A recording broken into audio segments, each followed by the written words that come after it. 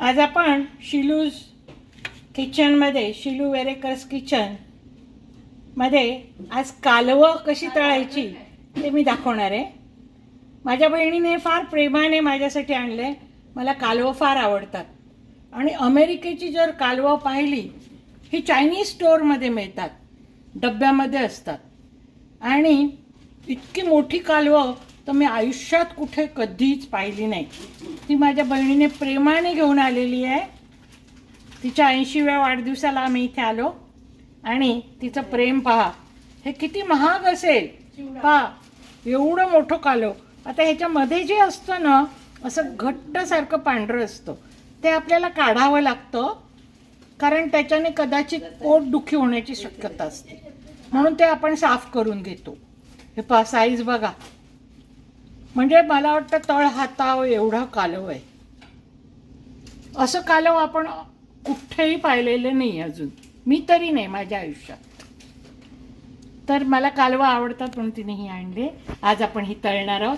त्याची रेसिपी मी तुम्हाला नंतर सांगते. आता हे आपण कालवाला मसाला लावलाय. मिरची पावडर, हळद पावडर जरा जास्त घेतली.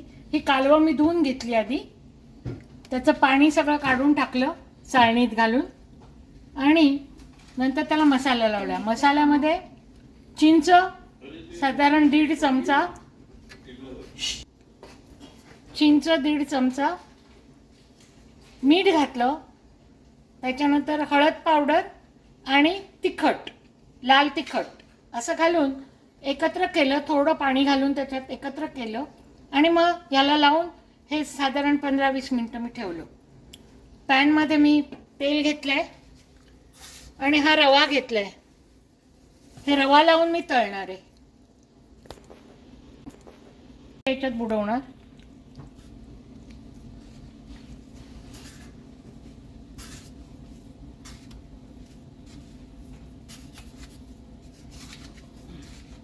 हे पहा, इतकं गुबगुबीत आहे हे, फारच सुंदर.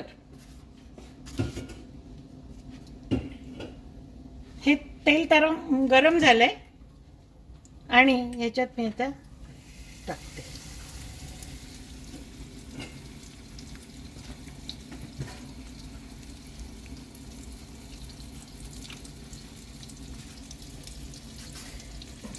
कालवं थोडंसं आंबट असतं, किंचित त्याला आंबूसपणा असतो, त्यामुळे चिंच जरा सांभाळून घालावी.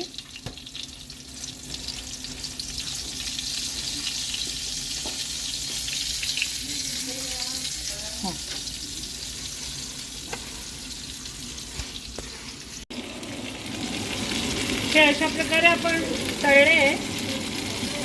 तर थोडंसं मी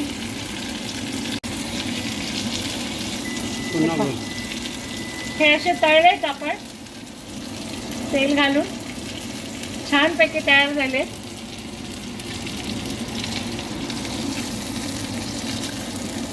हे पोळी बरोबर, आमटी भाताबरोबर खूप छान लागतात.